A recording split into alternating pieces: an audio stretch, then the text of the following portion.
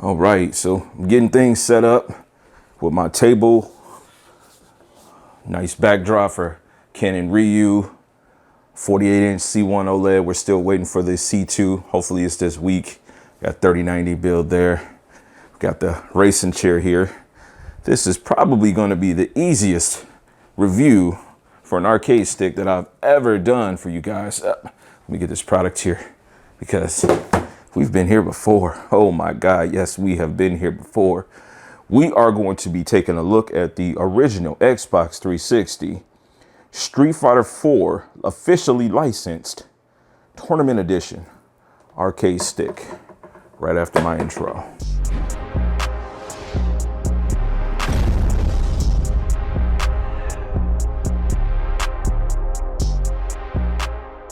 All right, welcome back to the channel. Thank you for your support, man. We are definitely growing. I'm so grateful to be able to put on a show again for you guys.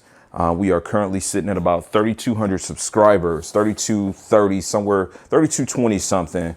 So we're definitely on the road to 3,300. Thank you. If you are subscribed, please hit that notification bell. This week, we're going to be doing all arcade sticks.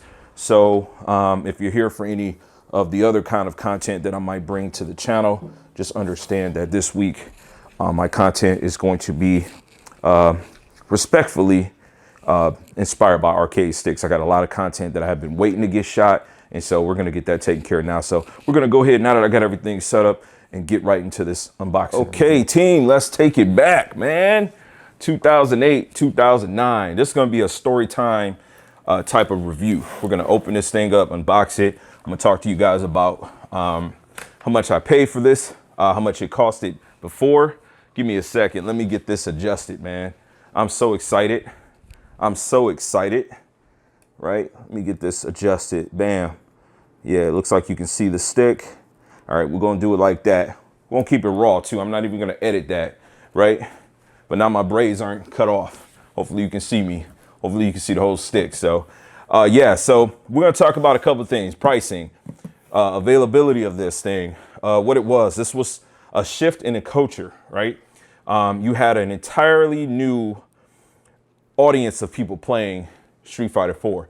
The stick directly ties into what is one of the most popular fighting games of all time, hands down. Street Fighter 4 as a series, that iteration of the series is just, it's renowned for bringing to life so many players that never even, number one, were not old enough to compete, right? The last Street Fighter game, the official Street Fighter game prior to this was 10, 11 years ago. That was Third Strike. Third Strike came out in 1999. So yeah, and Street Fighter hit the States pretty much around like 89, 88, somewhere around there, which is when I started playing. It was my first time was 1989 on Censor Button Street Fighter 1. Great time. And so I've been consistent with it. I've had a passion for it. I've loved it, right? So 09, man, we're talking about this game being developed and it being a built from the ground up type of experience where you have new directors, you've got new artists, you've got new aesthetics. It's still 2D, but there's this flashy ink-like graphics and animations. You don't have parry, but you do have focus, right? So you have something similar to what the previous iteration of Street Fighter was. Third Strike or Street Fighter 3 as a whole series had a parry where you'd essentially hit forward or down, depending on how the attack was coming at you on the ground or in the air, and you'd be able to be completely invincible till whatever the attack was. And the timing and the frame data from the first iteration, next generation, second impact, and Third Strike was all different, right? So you didn't get parry in this series, but you did get focus attack, which was pretty innovative, right? Because the focus attack, it acted as an unblockable move if you charged it. And it also acted as a perfect counter, right? Also, the game had invincibility if you backdash. That is just so critical to me. Invincibility if you backdash is just awesome. It's really good. So I love that. I love that. I mean, essentially, it's like it puts you in the air, but it was just great, man. So it paired up really well, right? Also, they simplify things so much on Street Fighter 4. And we're going to get to the stick in a second. But they simplify things so much because the way the combos were, you know, for example, if you were playing like a Shotokan, you didn't have that quick witty tap tap tap. You know what I mean? For like short jab short, that was notorious all the way back from like Street Fighter 2. You know, if you did a hard knockdown on someone, on them waking up with Ken or Ryu, you could just I want to say mash out, but you could just crouching short, right? And so on wake up, block, block, block, block, block. So I mean, like this game was just different. It was different, man. So really enjoyed what they brought to the table with this. So let's go ahead and let me face forward and we'll get into the unpackaging of this. All right, switch positions and scenes. So let's just dive into the retail packaging of this thing as far as the cost. Also, $150 is what this thing cost when it dropped in the United States, at least. Pretty pricey for some. Like I said, you know, this was designed to literally, the words used were to bridge the gap between casual and professional players, and it did such a sensational job. You guys know what Evo is. It's like the largest physical arcade or the largest physical fighting game competition ever. And so Street Fighter 4 brought about historical numbers for that tournament. Prior to that, you had CVS 2, which was, or in Marvel, you had Marvel 2, CVS 2. I believe CVS 2 was clearly like the more popular from an entrant perspective, having Japan and the States and players across the world just, you know, really diving into CVS 2 on its last leg in like 2006, 2007. A gap left there and boom, this guy just kind of slid in. So the black and white aesthetic, so nice, so clean. The orange, if you've seen the Street Fighter bait collaboration with the shoes, I'll carve that in. It's like so traditional with them. And then adding the IV on there, just contrasting it off, giving you some of the yellows, the oranges blended in there, just beautiful. Just the black and white contrast is excellent there. Keeping in mind, this is the original run, so this isn't like a super, which they did make sticks for that too. I still have one of those. They're the Ultra also. This is like the Street Fighter 4. So 20th anniversary badge here. This is an actual sticker, licensed for Xbox. This is a part of the box, so this is printed on the box. This is not something you can remove. And the PlayStation iteration does have the same thing there too, with this being actually added on by Capcom. Right here, you've got arcade fight stick. It's when they start calling them fight sticks. You know, you could always tell a person that was in their infancy in competing when they call these things fight sticks. You know, we always call, you know, all the OGs, I'm quadruple OG with this shit, but all the OGs always called this arcade stick. All the younger players always called it fight stick, and that was totally fine because this is how they marketed it. Capcom over here to the left, just looking on the side, you got Chun-Li there with Capcom. On the top, you got Ryu there with Capcom. And on the left, you've got Viper, new entrant to the series. Hopefully you can see that. You've got her there, so that was awesome. At the bottom, you've got Bison. You got Mike Bison there in Japan, or Vega in Japan, Mike Bison in the United States. Yeah, so opening this thing up, you're greeted with authenticity there. This is really cool, right? So having this box, because this is not something, I mean, you can peel this off. If you peel this off, you pretty much damaged the box because this has been stuck on there so long. So this isn't a card that's designed for you to remove. This is literally like they taped this onto the box. That's really cool. Opening up over here, you're looking at Akuma. He's doing his infamous dive kick. That's you jump forward, down, and forward kick. Forward is medium kick. So opening this up, you see this is the collector's edition. Very clean. Official Street Fighter 4 tournament edition fight stick. You know, they did have official GameStop tournaments. This was one of the items that you could win in that tournament. I'm from Detroit native. Antoine Ortiz definitely went to those tournaments, did his thing. He was like one of the first Balrog players to do his thing there.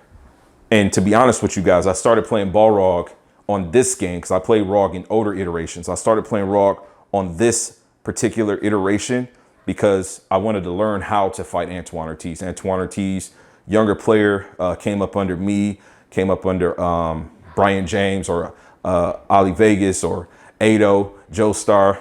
My man got so many aliases, but Antoine is a prodigy, excellent player. You know what I'm saying? Got great reflexes, great reactions. So shout outs to him. I'll make sure that I tag them in there. Twan played ROG from the jump. That was his character. When I finally started playing this game, because I was retired from playing it or playing Street Fighter, you know, I never could understand. So my way of learning was always to pick different characters. If I couldn't understand something, I would pick the character. And his style, I'm talking about Balrog on this game, his style just, it ended up working well with how I traditionally play fighting games. Because in CVS2, which was the last tournament game that I had competed in at a national level, that was the game that I played. I played a lot of grooves on that game, and Rushdown was my style. So again, getting into this thing, you got styrofoam on both sides. Let's look at this stick is brand new, right? So we've got headphone adapter in there.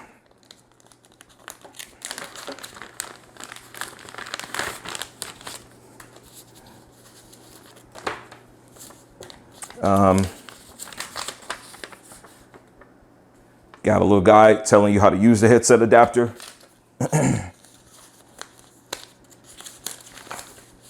This isn't my first time owning this stick, obviously, and then you've got your manual there.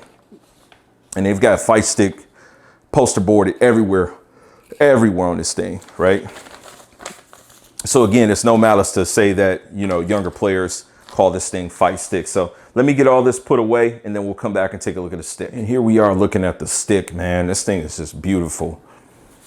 Just beautiful, man. The contrast of this thing is just awesome. You've got just this red, you've got these hints of ink, right? They just went with this inky, like, you know, artwork on this game, and I just love it. The white ball top with the white 6 buttons. This just led way to something new. You got nice contrast there with the black rings, the gray buttons, all Sanwa. This is a first introduction to many people never used the Sanwa stick prior to this, so this was really awesome. PlayStation and Xbox set up similar, but obviously it's Xbox, so you got the guide button there indicating you either controller 1, 2, 3, or 4. You've got a lock and unlock button for that. Again, this is tournament edition, so hitting things like guide button in a match could cost you a round or a game.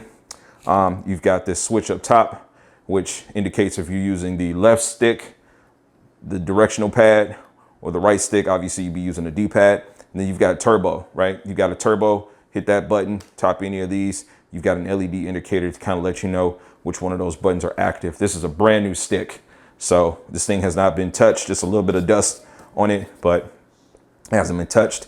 You got 6 screws on top. This is how you would take off this artwork. So this thing is super moddable. Again, was another first on the main scale of things with this kind of equipment. You can take this plate off and go create your own plate. This red ring around here is really nice. These pieces are also removable too. These white sides, they do come off. This is all plastic. So going to the front of the stick, right? You got a start and back button, all Sanwa.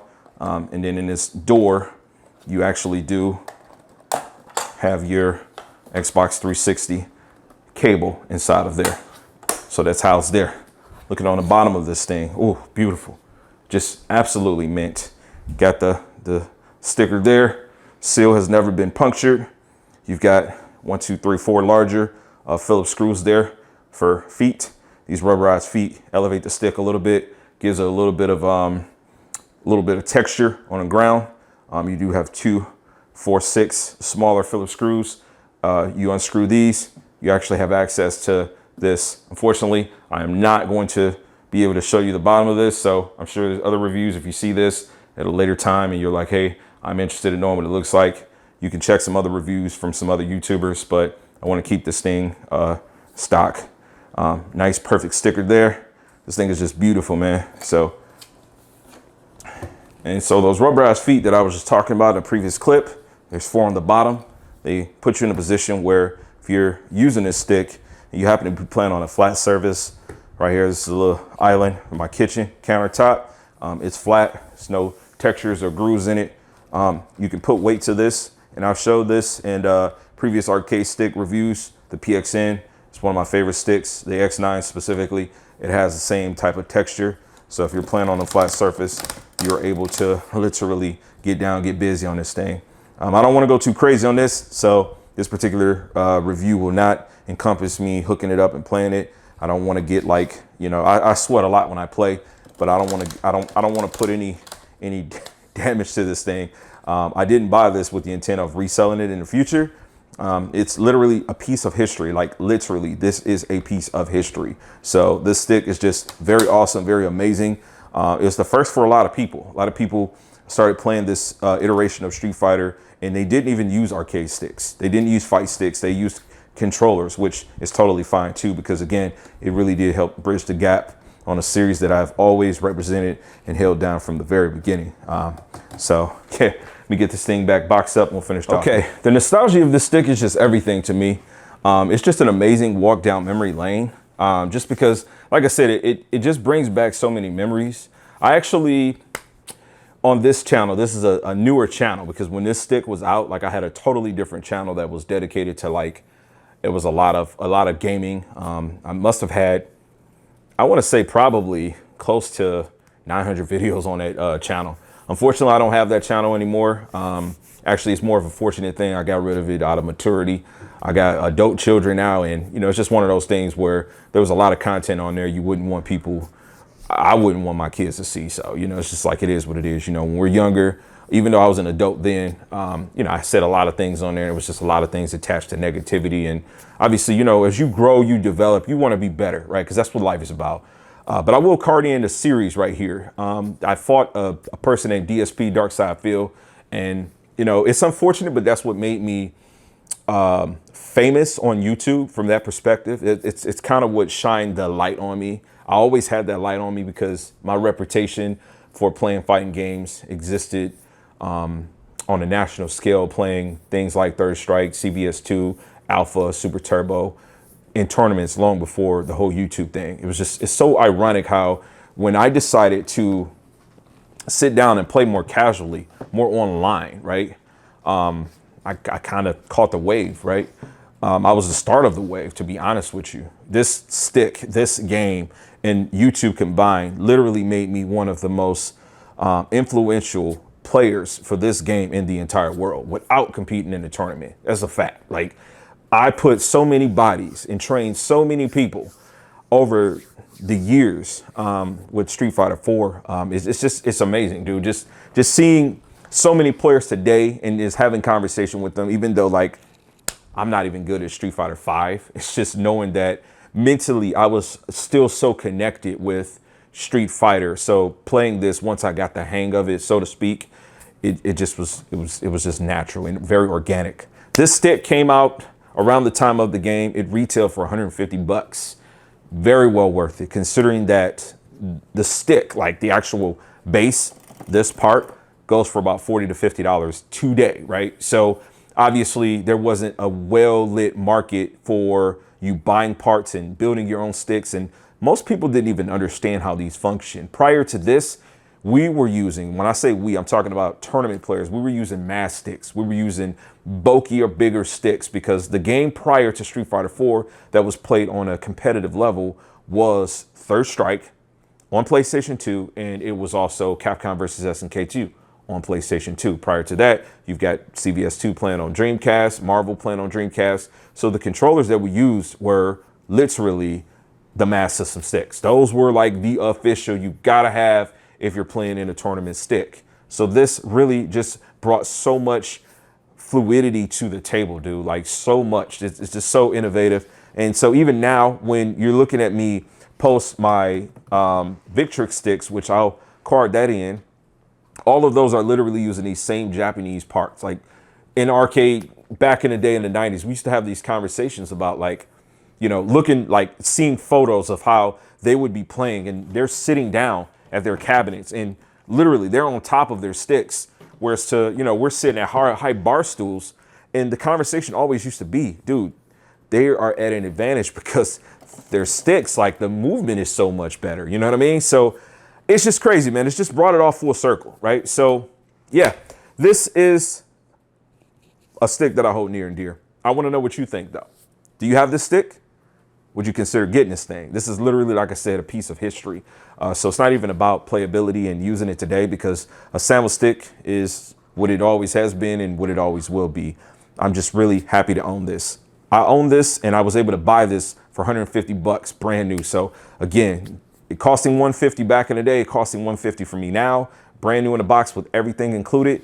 Great buy. Yeah, so this is my review for the official Street Fighter 4 Tournament Edition stick. If you got any questions, comments, please leave them below. If you haven't subscribed, please consider doing so. If you have subscribed, or if you haven't and you're going to do so, hit the notification bell so you can be notified for when I do post these videos for the rest of the week. Today is Tuesday that I'm shooting this. You're going to be seeing this Wednesday morning. You got arcade stick review and unboxing coming Thursday and Friday. So make sure y'all are tapped in, and I'll see y'all next time. As I always say, Max Love.